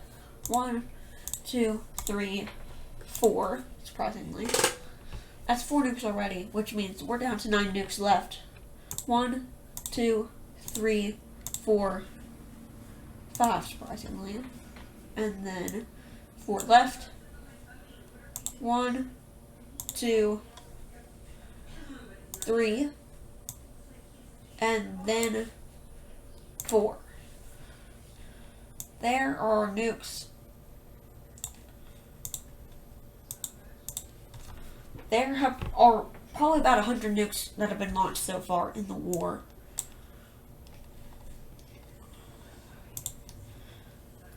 now, considering the nukes that have been destroyed, I'm going to update that real quickly. Down here, since one hit really close to the capital city, they are now down to an alarmingly small rate of 6 nukes. That's it. Down here, North America, there's none. Up here, since the Estonian country did get hit, even though they leave the war, they went from 27 nukes to 18 nukes. Which they're really mad about, but you can't really do anything. Red team, they did lose 3 nukes. Or no, they lost 6 nukes. So, instead of 151, they would be at 145.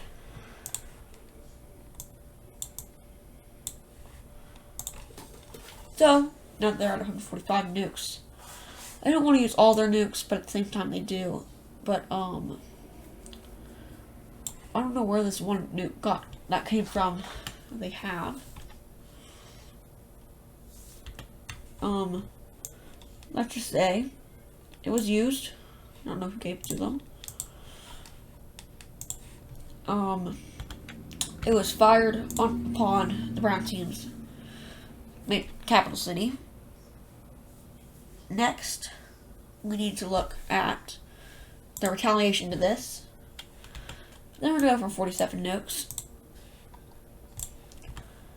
to 23 nukes.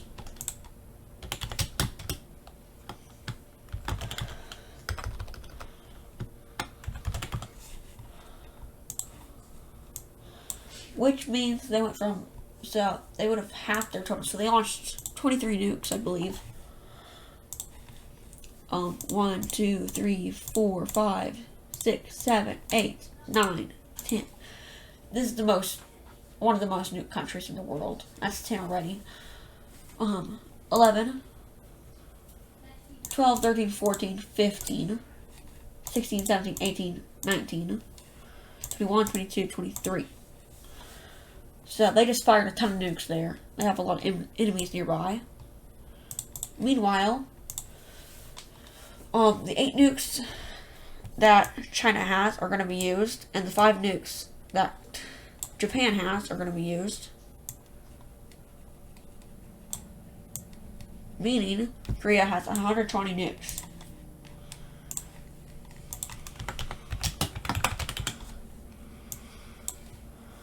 The red team, after this, they're going to go from 145 nukes to 133 nukes. So they did go down quite a bit, but it's better to have them destroyed. China is going to launch the nukes. 1 into the Philippines, then 2, 3, 4, 5, 6, 7, 8, 9, 10, 11, 12, and then the last one, that both of them used a total, went to the Korean teams. It went to the Korean teams, their capital city. They fire retaliation nukes from 57 all the way down to 30 nukes, which isn't very good. They launched 27 nukes. 1, 2, 3, 4, 5, 6, 7, 8, 9, 10, 11, 12, 13, 14, 15, 16, 17, 18, 19, 21, 22, 23, 24, 25.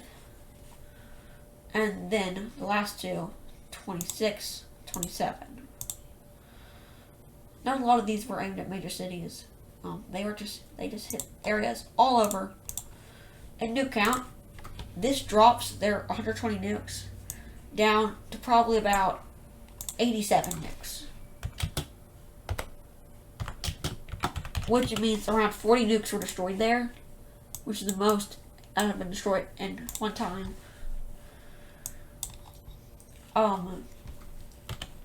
Indonesia's nukes are completely gone. They launched all 17 of them up here into China. 1, 2, 3, 4, 5, 6, 7, 8, 9, 10, 11, 12. That's already 12. And then the last 5 of them were headed down here. 1, 2. 2 of them were headed down to there. The last 3 went over to the blue team. 1, 2, 3. Now, 7 countries in the world have nukes. The one who has the most being the red team with 133. Then it's Korea with 87. Then it would be the North Communist China with 30. Then I believe it's the brown team with 23. Estonia with 18. The South African team with 6. And Prussia with 3. And so that's all the nukes that are left. And nukes, we probably have like one more update all around the world, and by then World War III should be over. It'll end, and let's see that now.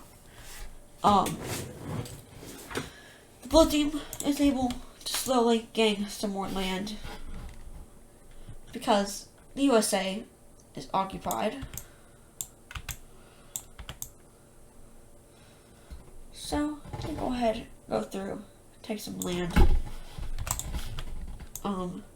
Alaska is going full force. They're not supplying anybody else, which causes the blue team to fall back a great amount.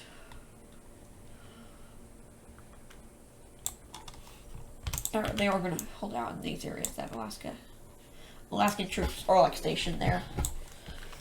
And because of this, they're absolutely kicking Canada's butt. And it gets to like this at a point. Then we see something called the Hudson Bay Blockade. That is made by Canada from all different points. There are different areas over here. It's set up. Over here it starts. There are even places over here and up here. And they're all going this way with it, creating the blockade.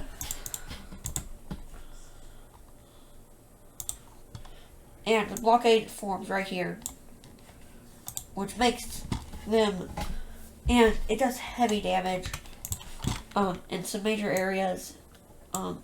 They make landing, and eventually it's captured back. This is a brutal battle. It took tons of lives. Around one of the biggest battles, especially in this area, the last biggest was at the city up here. But this would probably be the new biggest. Hudson Bay Blockade. Battle for Hudson Bay, I guess. And they push back pretty good. They're going to stop though, and they're going to focus south. So they send some troops back down south. Because it's still very cold where they're at. Eventually, a lot of troops are trapped down here. They move into these areas and capture these areas until it's all taken back over like that. They're going to try to take some of this back.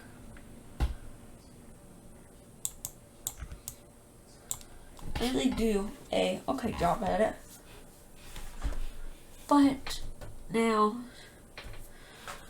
North America, they're done fighting. The North America anyway. So these areas are done fighting. They're ready for the peace treaty, but not before America swoops in and takes some more land in that major city. Next, we're going to look back down here, as by now, Cuba has fallen all the way over to the 3.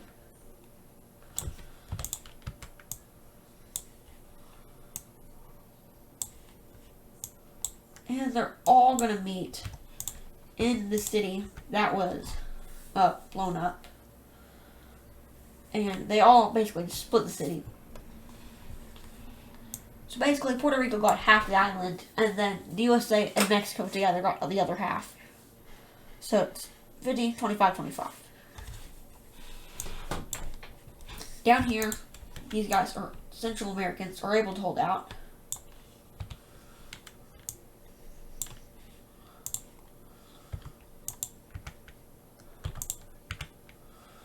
And they do push back in this area a little bit.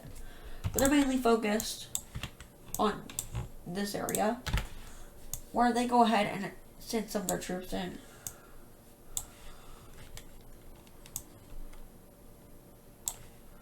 I'm going to change that color just a little bit. And it goes something like this. The agreement down here has been signed to end this part of the war.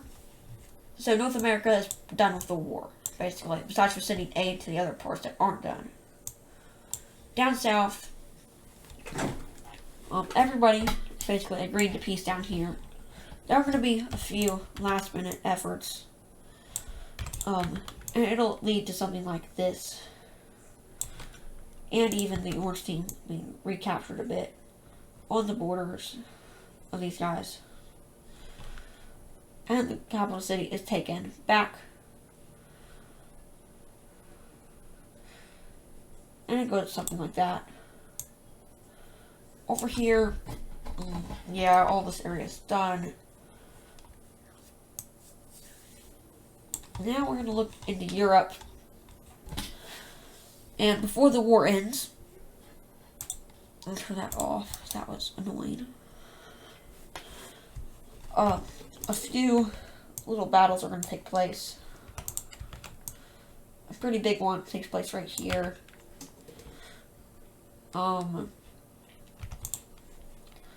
The purple team does take a little bit of this country back.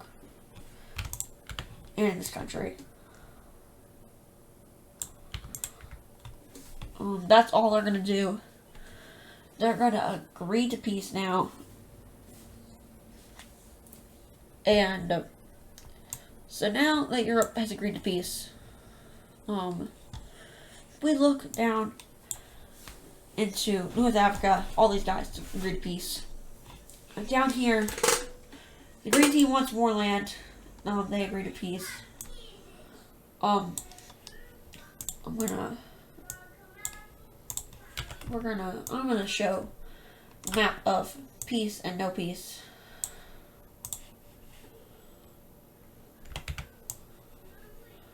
All of America has agreed to peace. All of it.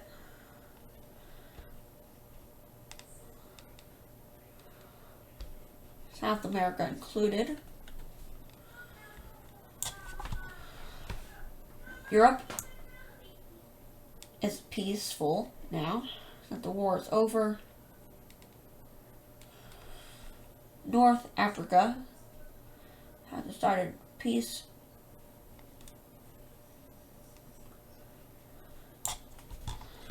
There are still some areas left that do not agree to peace.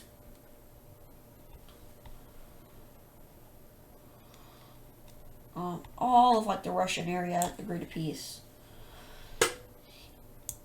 This part of Australia agrees to peace.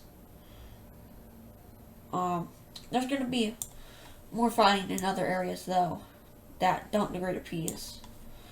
It's basically the old world. They don't really agree to peace.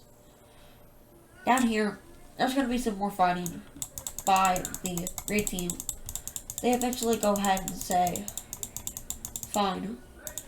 But not before the red team goes up, swoops through here, and tries to take some land. Maybe they can get something out of this peace treaty with this counterattack that they're doing. Lime team is able to push back ever so slightly.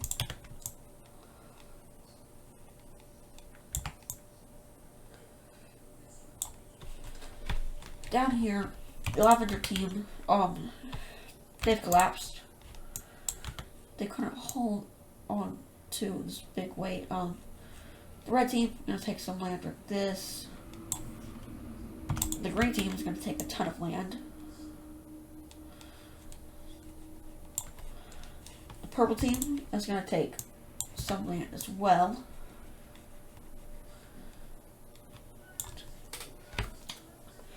So there we go. Down here, South Africa wants to keep fighting. So they're going to make one last push in to have more land. But eventually, the people see how greedy their government is. And a revolution has started, not just on Madagascar. We'll see this, though, after the War Peace Treaty.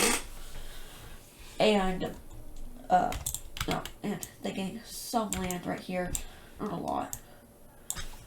Over here, a little bit of land is gained. That's it. The rest of it is taken over. Even this area is taken back over. The blue team is done now. They're done with the war. The red team has a few more things to do before the war ends. Another major factor, we're gonna... Whoa, the nukes vanished. Where did they go? Turns out, they were launched at the red team. Yeah, that's it. 1, 2, 3. The other 3 were launched. 2 of them were launched into the purple team. 1, 2. And then 1 was launched into the blue team right here. And nukes are gone off the African continent now. But off the European continent technically because they're peaceful. The red team uses a ton of their nukes. They want to get as many nukes out of the way with after this war. And they go down to 93 nukes.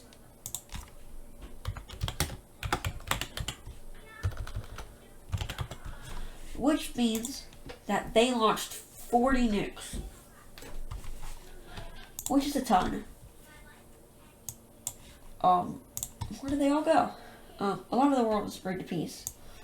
These were launched before they agreed to peace, though. So, 1, 2, 3, 4, 5, 6. There. Over here. 7, 8, 9, 10, 11, 12, 13, 14, 15, 16, 17, 18, 19, 20, 21. Down here. Through the war, they have been developing longer and longer range nukes into where they can pretty much go almost anywhere.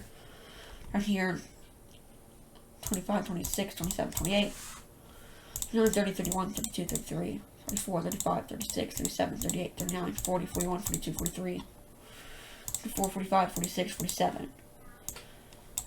And now, yeah, everywhere's basically agreeing to peace, but 47 nukes have been launched. There we go. Red team pretty much done with nukes. These guys have decided that they wanted to launch all their nukes, which leaves 5 people with nukes.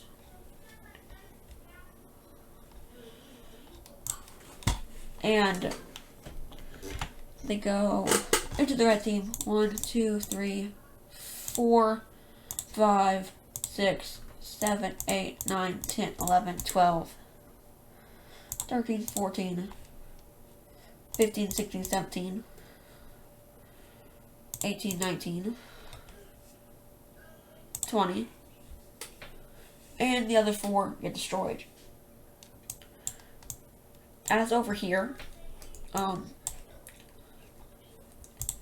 both of these nukes are gone. First, it starts with the nukes of the Communist Chinese team. 1, 2, 3, 4, 5, 6, 7, 8, 9, 10, 11, 12, 13, 14, 15, 16, 17, 18, 19, 20, 21. The other 9 are shot down. Then Korea uses their 87 nukes. Not all of them, though. They are left with 47 nukes. So now there are 4 nuclear powers on the world. How many? They're at like 80, so I'll give them 35 to use, let's say. Yeah. 1, 2, 3, 4, 5, 6, 7, 8, 9, 10. 10 nukes there. Okay, next. 12, 13, 14, 15, 16, 17, 18, 19, 20 nukes there. 21, 22, 23, 24, 25, 26, 27, 28, 29, 30, 31, 32, 33, 34, 35, 36, 37, 38, 39, 40, 41, and there we go. So, now, all the nukes have been launched. Yeah, nukes have all been launched, and now they're just, the rest of the fighting, now they have to do. Over here, teams are just gonna start surrendering. This area surrenders. This area is gonna get attacked. And Mongolia too. Other countries start surrendering. Bangladesh has been nuked so many times that it's not even funny anymore. And they're gonna get massively invaded. Massively. About that much. Down here, this whole country right here, taken back over. Invasion in China is still going strong. Yeah, that's basically the whole war. It's over now. The only thing I have left are some small invasions of this area. And with all the nukes that have been launched upon Korea, they basically surrendered. Like, they surrendered, but not like surrendered. The rest of the world was done, so they were like, you know what, we're tired of fighting. The public was tired of fighting. So they decided that the war was over. Everything ended. Besides for the fighting, some of the fighting down here, it keeps going. They try to gain some of their land back. It works a little bit. Down here in Indonesia, they're done fighting. And it basically just goes down to this country, who will attack some more. But they will finally agree to peace, ending World War III. It's over. The nuke has been nuked way more times than I can count. That turns off a little bit of the nukes. Fighting has taken place in every single continent. This is a massive war. I hope you enjoyed it. I have some pretty big stuff going on after this. And after all the World War III stuff ends. I hope you enjoyed, and I'll see you in the Peace Treaty episode. I believe episode 34. Goodbye.